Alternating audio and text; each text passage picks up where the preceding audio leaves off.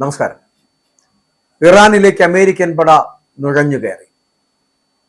ഇറാന്റെ പുതിയ സൈനിക തലവൻ ട്രംപിനെതിരെ നേരിട്ട് ആക്രമണത്തിനൊരുങ്ങി. ഇറാനിൽ വരാനിരിക്കുന്ന വലിയ മാറ്റങ്ങളാണോ എന്ന് ചോദിച്ചാൽ അങ്ങനെയാണ് എന്ന് പറയേണ്ടിയിരിക്കുന്നു. മുസ്തഫ ഖമേനിയുടെ വലം കൈയായി അദ്ദേഹത്തോടൊപ്പം പ്രവർത്തിച്ചിരുന്ന, അദ്ദേഹത്തിന്റെ കമാൻഡർ ഇൻ ചീഫായി മാറിയിരുന്ന മുൻ സൈനിക കമാൻഡർ മൊഹസൻ റസായിയ പുതിയ ഉപദേഷ്ടാവായി, പുതിയ സൈനിക തലവനായി ഇറാനിലെത്തുമ്പോൾ പശ്ചിമേഷ്യയിലെ രാഷ്ട്രീയ സമവാക്യങ്ങളെ മാറ്റിമറിക്കുവാൻ പോകുന്ന ഒരു സുപ്രധാന നീക്കമാണ് ഇറാനിലെ ഭരണസിരാ കേന്ദ്രങ്ങളിൽ നിന്ന് പുറത്തു വരുന്നത് എന്ന് പറയേണ്ടിയിരിക്കുന്നു.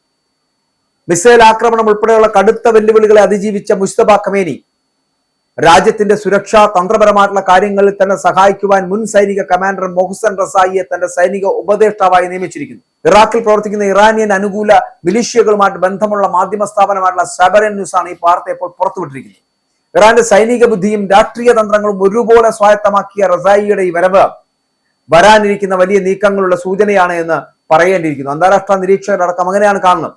ശത്രു രാജ്യങ്ങൾക്കും വിദേശ ശക്തികൾക്കും കനത്ത മുന്നറിയിപ്പ് നൽകുന്ന ഈ നിയമനം ഇറാന്റെ ഭാവി സുരക്ഷാ നയങ്ങളിൽ വലിയ മാറ്റങ്ങൾ കൊണ്ടുവരുമെന്നുള്ള ഉറപ്പുകൂടി നൽകുന്നു.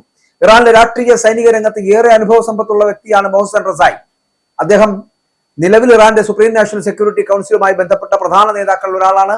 അതുപോലെ തന്നെ രാജ്യത്തിന്റെ സുപ്രധാന നയനിർണയ സ്ഥാപനങ്ങളിൽ ഒന്നായിട്ട് മാറിയിട്ടുള്ള എക്സ്പീരിയൻസ് ഡിസോസൻമെന്റ് കൗൺസിൽ, അതിലെ അംഗമായിട്ട് വരെ പ്രവർത്തിക്കുന്ന ഒരാൾ കൂടിയാണ് മൊഹസൻ റസായി എന്ന് പറയപ്പെടുന്നത്.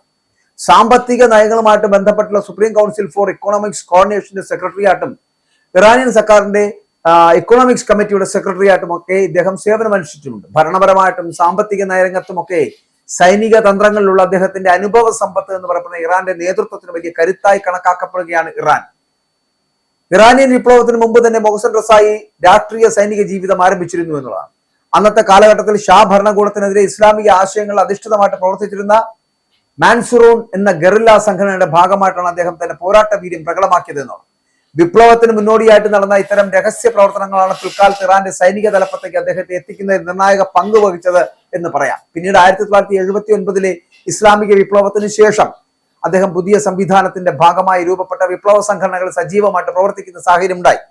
അതിനുശേഷം അദ്ദേഹം ഈ IRGC എന്ന ഇറാന്റെ ഏറ്റവും ശക്തമായിട്ടുള്ള സൈനിക സ്ഥാപനത്തിൽ ചേരുന്നു. കുറച്ചു കാലത്തിനുള്ളിൽ തന്നെ അദ്ദേഹത്തിന്റെ നേതൃക്ഷമത അല്ലെങ്കിൽ നേതൃത്വ പാടവം ഇത് തെളിയുകയും സംഘടനയുടെ ഇന്റലിജൻസ് വിഭാഗത്തിന്റെ തലവനായിട്ട് അദ്ദേഹം ഉയരുകയും ചെയ്തു. 1981 വെറും 27-ാം വയസ്സിൽ അദ്ദേഹം IRGCയുടെ കമാൻഡർ ഇൻ ചീഫ് സ്ഥാനത്തേക്ക് നിയമിതനാകുന്നു. ആ കാലഘട്ടം ഇറാന്റെ ചരിത്രത്തിലെ ഏറ്റവും നിർണായകമായിട്ടുള്ള ഘട്ടമായിരുന്നു. ഇറാൻ ഇറാഖ് യുദ്ധം രാജ്യത്തിന്റെ സുരക്ഷയ്ക്കും നിലനിൽപ്പിനും വലിയ വെല്ലുവിളിയായിരുന്ന കാലത്ത് റസായി സൈനിക രംഗത്ത് നിർണായകമായിട്ടുള്ള പങ്കുവച്ചു. യുദ്ധകാലത്ത് ഇറാന്റെ പ്രതിരോധ തന്ത്രങ്ങൾ രൂപപ്പെടുത്തുന്നതിലും ഒപ്പം തന്നെ സൈനിക ഘടന ശക്തിപ്പെടുത്തുന്നതിലും അദ്ദേഹത്തിന്റെ പങ്ക് ഏറെ പ്രാധാന്യമുള്ളതായിരുന്നു.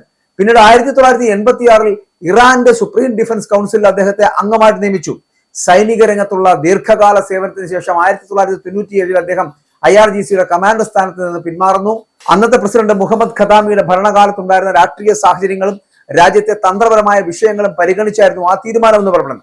അദ്ദേഹത്തിന് ശേഷം യഹ്യ റഹീം സഫവി IRGCയുടെ കമാൻഡർ സ്ഥാനമേറ്റ് സൈന്യത്തെ നയിച്ചു.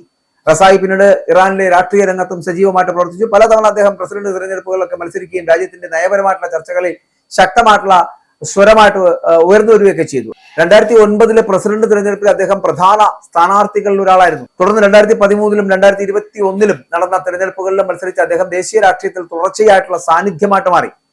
2021 തിരഞ്ഞെടുപ്പിൽ ഏകദേശം 3.4 ദശലക്ഷം വോട്ടുകൾ നേടി 2ാം സ്ഥാനത്ത് എത്തിയതും അദ്ദേഹത്തിന്റെ ജനപ്രീതി വ്യക്തമാക്കുന്ന ഘടകങ്ങളിൽ ഒന്നായി വിലയിരുത്തപ്പെടുന്നു. ഇറാന്റെ പുതിയ നേതൃത്വത്തിൽ അദ്ദേഹത്തെ സൈനിക ഉപദേഷ്ടാവായി നിയമിച്ചു എന്ന റിപ്പോർട്ടുകൾ രാജ്യത്തിന്റെ സുരക്ഷാ തന്ത്രങ്ങൾക്ക് കൂടുതൽ ശക്തമായിട്ടുള്ള അനുഭവ പരിചയം ലഭിക്കുമെന്നുള്ള സൂചനകൾ നൽകുന്നുണ്ട്. നിലവിലെ പശ്ചിമേഷ്യൻ രാഷ്ട്രീയ സാഹചര്യങ്ങളിൽ ഇറാൻ നേരിടുന്ന സുരക്ഷാ വെല്ലുവിളികൾക്കും തന്ത്രപരമായിട്ടുള്ള തീരുമാനങ്ങൾക്കും ഈ നിയമനം നിർണായകമായിട്ടുള്ള മാറ്റമായി തീരുമെന്നുള്ള കാര്യത്തിൽ തർക്കമില്ല. അപ്പൊ ഈ വിഷയത്തെക്കുറിച്ചുള്ള റിപ്പോർട്ടുകൾ ചില അന്താരാഷ്ട്ര മാധ്യമങ്ങൾ പുറത്തുവിട്ടിട്ടുണ്ട്. പ്രത്യേകിച്ച് ആഗോള വാർത്താ പ്ലാറ്റ്ഫോമായിട്ടുള്ള WION എന്ന് പറയപ്പെടുന്ന സ്ഥാനം ഉൾപ്പെടെ വിവിധ മാധ്യമങ്ങൾ ഈ നിയമനത്തെ കുറിച്ചുള്ള വിവരങ്ങൾ വിശദമായിട്ട് തന്നെ റിപ്പോർട്ട് ചെയ്യുന്നു. ഇത് ഒരു മാറ്റം ഉണ്ടാവുകയാണ് ഇറാനിൽ. കാരണം ഇറാന്റെ പുതിയ നേതൃത്വവും സുരക്ഷാ സംവിധാനവും ഒക്കെ ചേർന്ന് മുന്നോട്ട് പോകുന്ന ഈ ഘട്ടം പശ്ചിമേഷ്യയിലെ രാഷ്ട്രീയ സമവാക്യങ്ങളെ ബാധിക്കാൻ ഇടയുണ്ട് എന്നുള്ള വിലയിരുത്തലുകൾ ഉണ്ടാകുന്നുണ്ട്. ഈ വിലയിരുത്തലുകൾക്കിടയിൽ തന്നെയാണ് യുദ്ധം അതിരൂക്ഷമായി മുന്നോട്ട് പോയിക്കൊണ്ടിരിക്കുന്നത്. ഇവിടെയാണ് ഇറാനിലേക്ക് അമേരിക്കൻ പട വീണ്ടും നുഴഞ്ഞുകയറ്റം നടത്തിക്കൊണ്ടിരിക്കുന്നത്. ഇറാന്റെ പുതിയ സൈനിക തലവൻ നേരിട്ട് ട്രംപിനെതിരെ തിരിയുന്ന ഒരു സാഹചര്യം ഉണ്ടാകുന്നതും ഇവിടെയാണ് എന്നതാണ്. അതായത് കഴിഞ്ഞ ദിവസങ്ങളിൽ ഒക്കെ നമ്മൾ കണ്ടതിൽ നിന്നും വ്യത്യസ്തമായിട്ടായിരിക്കും ഈ മുജ്തബ ഖമേനിയുടെ പുതിയ കമാൻഡർ ഇൻ ചീഫായിട്ട് ഇപ്പോൾ എത്തിയിട്ടുള്ള മൊഹ്സൻ റസായി ഏത് തരത്തിലായിരിക്കും പ്രതികരിക്കുക എന്നുള്ളതാണ്. അപ്പോ ഇറാനിലേക്ക് അമേരിക്കൻ പട നുഴഞ്ഞു കയറി ആക്രമണം നടത്തി മുജ്തബ ഖമേനി അടക്കം വീണ്ടും വധിക്കുവാനും ഒപ്പം തന്നെ അദ്ദേഹത്തിന്റെ പുതിയ സൈനിക തലവനായിട്ട് ഇപ്പോൾ നിയമിച്ചിട്ടുള്ള മൊഹ്സൻ റസായി അടക്കം ഇനി വധിക്കുക എന്നുള്ളതായിരിക്കും അമേരിക്കയുടെയും ഇസ്രായേലിന്റെയും ലക്ഷ്യമെന്ന് പറയപ്പെടുന്നത്.